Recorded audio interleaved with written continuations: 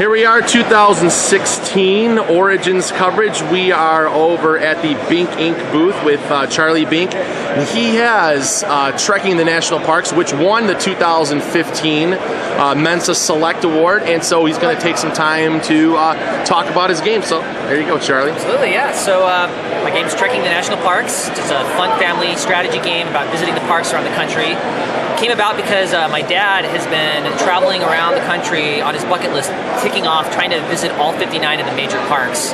He's been going there, taking photos, and we use the photos he's been taking in the actual game itself. Cool. He kind of came up with the idea. He said, like, is there any games about national parks? I said, not really like gamer-style games. So I thought it was a great idea, and that's how it came about. Awesome. So yeah, I can show you how it works too. Sure. So here's the box for Trekking the National Parks. And by the way, there's Dad over there. Dad came traveling with, so he's not in a national park today. He's actually in a convention center. So not his normal territory. right. So anyway, so here's Trekking the National Parks, and here's the board set up down here. So go ahead, tell us about the game. So the goal of the game, very simple, is you're trying to get the most points. So these little golden arrowheads are that you see on the cards.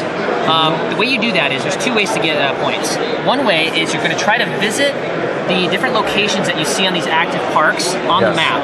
Right. If you can get there on the map and using cards in your hand, these are what your hand cards would look like, turn in the icons that the location asks for, then you get to claim that park for its point value. Okay. Now the trick of the game is you'll see that on these are all ones, but they're not always ones. Sometimes there's going to be threes and twos. Yep. The numbers and the icons are actually separate values. The icons are just for claiming, but the numbers are used for movement. So you have to decide, do I want to use a card to move, or do I want to use it to claim a park? Right. So let's see here, if I can maybe flub up a little example here. Okay, here we go. So let's say I'm this blue character here. Yes. Blue hiker. We have little custom meeples of hikers. Right. To claim Badlands, I first have to get there. So using the cards in my hand, I'd have to spend what the distance is. Yeah, which is a 3. Which is a 3. So now, in this case, just for your viewers' sake, I'll put Badlands up here. Okay. To get there, I'd have to use a 3. Now, I don't want to use this one because I need that paw in order to claim it. So you can combine cards together. So in this case, I'll just combine a purple and a yellow, 2 and a 1. That's what lets me move 3. Okay. It's also what lets me claim the stone. These are worth bonuses at the end of the game. Right, yeah. And over on the side here, there's some... Whoever has the majority for the different types of stones, or the most total stones. Exactly. There's the blue ones in the back. You're going to get bonus points for those. Yeah, so it keeps it real competitive. Right. So now that I'm at Badlands, and I've been smart enough to keep these icons, cards that I need in my hand, I can turn those in, and that claims me the park. And I get the point value for that. And then in the place of one that was lost, just draw a new one will take its place. And this is also an end condition, so when the last park in the deck flips, that will trigger the end of the game. Right. And you get to see all sorts of stuff. There's the whole United States here. There's Hawaii and Alaska, but there's also one other thing. We've got postcards. Yes, postcards. So this is an optional way you can add it to the game. You don't have to use it. Basically, there are 17 postcards, and these are a little different. They're like park cards, but you actually, on your turn, can draw them into your hand. They become a goal that only you can complete.